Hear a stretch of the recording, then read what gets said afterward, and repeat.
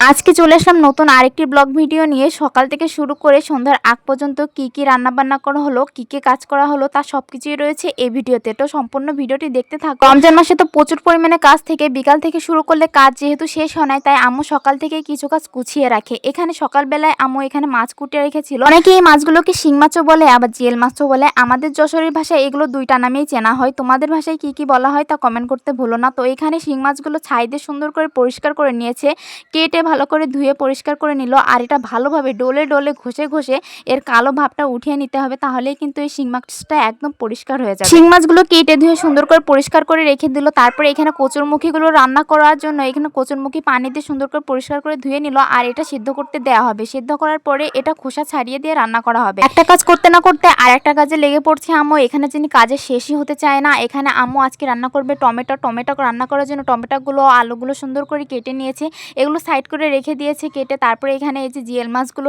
কেটে রেখেছিল, এই জিয়েল মাছগুলো এবার হলুদ লবণ দিয়ে সেদ্ধ করে নিবে, মানে জাল দিয়ে নিবে আর কি। তারপরে এখানে কচুগুলো পরিষ্কার করে নিচ্ছে, এগুলো সেদ্ধতে দেওয়া হবে। তার জিয়েল মাছগুলো তরকারি দিয়ে রান্না করা হবে, তার জন্য এখানে প্রথমে এগুলো জাল করে নিচ্ছে। জাল করা হয়ে গেলে এখানে এটা নামিয়ে ফেলবে আর এটা সাইড করে রেখে দিবে। তারপর এখানে রান্না করা হবে টমেটো রান্না করার জন্য কড়াইতে করে তেল গরম করে দিল, তার মধ্যে পেঁয়াজ কুচি, মরিচ কুচি, পেঁয়াজ আর কাঁচামরিচগুলো একটু হালকা ভাজাভাজি করে নিয়ে তারপরে দিয়ে দিল সেই কেটে রাখা আলুগুলো। টমেটো দিয়ে আলু দিয়ে মূলত রান্নাটা করা হবে, তাই আলুগুলো দিয়ে দিল। এরপরে দিয়ে দিল একটু পানি, এটা সিদ্ধ হওয়ার জন্য। আলুটা ভালোভাবে সেদ্ধ হয়ে যাওয়ার পরেই দিয়ে দেবে টমেটোগুলো।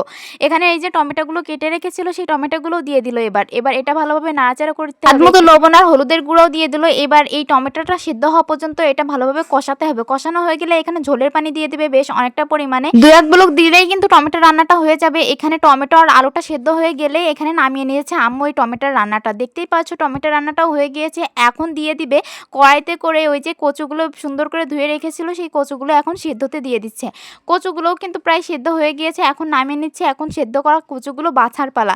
আমাদের এখানে তো কচুগুলো এইভাবেই সেদ্ধ করে বেছে নেওয়া হয়, তোমরা কিভাবে বাছো তা কমেন্ট করতে ভুলো না। অনেক ক্ষেত্রে কিন্তু এই যে আস্ত কচুগুলোও কিন্তু ভালোভাবে কুটে নেওয়া হয়, এইভাবে করেও কচু রান্না করা হয় মাঝে মধ্যে, কিন্তু ওটা একটু ঝামেলার কাজ, যার কারণে এই কচুগুলো একটু সেদ্ধ করে নিয়ে বেছে নিচ্ছে। খুব সহজেই কিন্তু এটা বেছে নেওয়া যায় আর রান্না করতেও বেশ সুবিধা হয়। এটা একটা সহজ পদ্ধতি, তাই খুব সহজেই এইভাবে বেছে নিচ্ছে কচুরমুখীগুলো। আর কচুরমুখীগুলো বাছা হয়ে গিয়েছে, এখন রান্না করার পালা।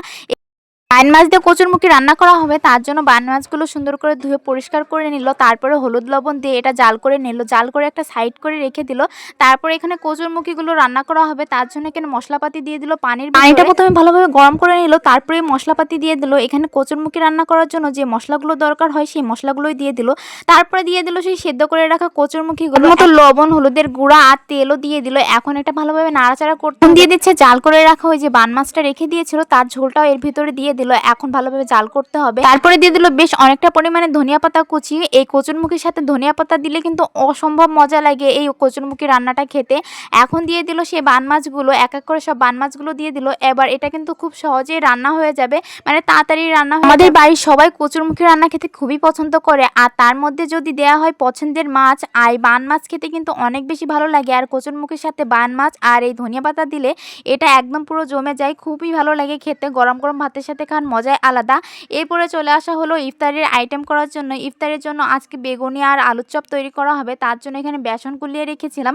বেসনের মধ্যে এক একবার করে বেগুনি আলু চপ ডিপ করে নিচ্ছে, তারপরে এই যে ভাজার জন্য দিয়ে দিল।